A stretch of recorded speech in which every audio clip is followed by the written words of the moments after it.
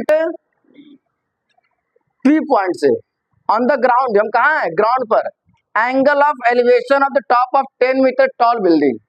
कोई ये 10 मीटर की क्या है, ये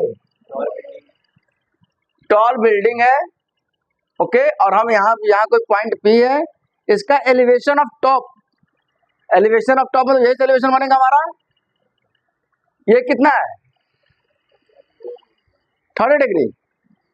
अब फ्लैग इज हॉटेड टॉप हो, यहाँ पे देखो भैया, यहाँ मोदी जी खड़े होकर के क्या फैला दिए, झंडा, क्या बना दिए, झंडा।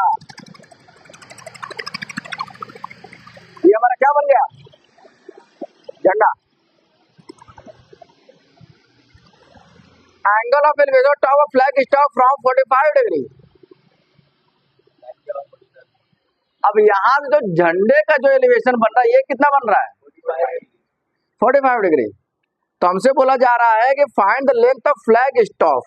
क्या बोला, यहाँ बी से बिल्डिंग, यहाँ बी से बिल्डिंग, यहाँ डी लिख दो और यहाँ ए लिख दो। तो हमसे पूछा find the length of flag stop and the distance of building. एक तो हमसे ये डिस्टेंस पूछ रहा है, क्या पूछ रहा है, और हमसे पूछ रहा है फ्लैग का हाइट, फ्लैग का हाइट पूछा है ना। Find the length of flag stop and the distance. तो क्या करेंगे भैया, इसमें देखो हमको क्लियर पता है, हम पहले ऊपर वाले को नहीं देखेंगे, हम किसको देखेंगे केवल, तो नीचे वाले में एलिवेशन हमारा कितने डिग्री का था 30 डिग्री का, और हमको डिस्टेंस निकालना है और परपेंडिकुलर हमको। तो परपेंडिकुलर और बेस में किसका डिफरेंस होता है, पंडित बदरी प्रसाद हर हर बोले। तो 10 में देखो 10 बराबर होता है परपेंडिकुलर अपॉन बेस। तो अगर मैं यहाँ पर लिख दूं 10 30 degree is equal to perpendicular upon base, 10 30 degree is equal to 10 upon P A. 10 30 degree की value 1 upon 10 upon P A, P A is equal to 10 root 3 की वैल्यू 1.73 रख के तुम लोग मल्टीप्लाई कर लेना।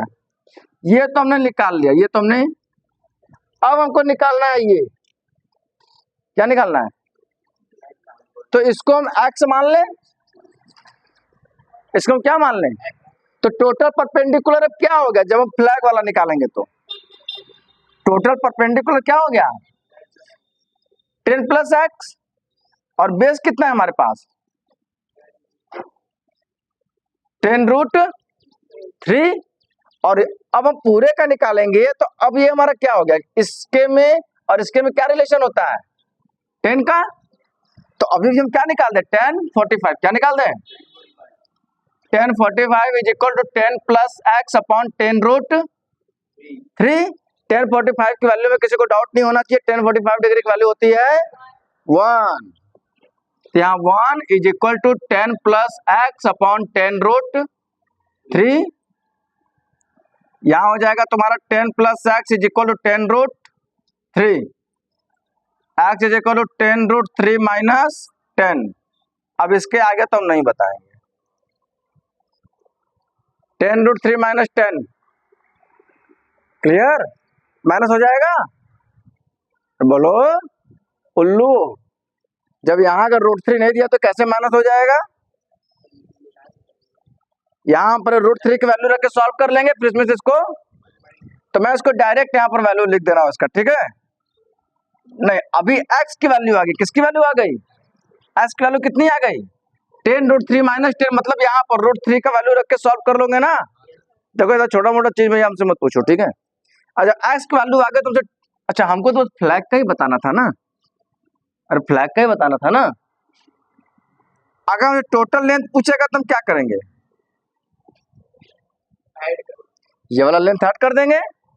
तो लिख लो टोटल लेंथ, क्या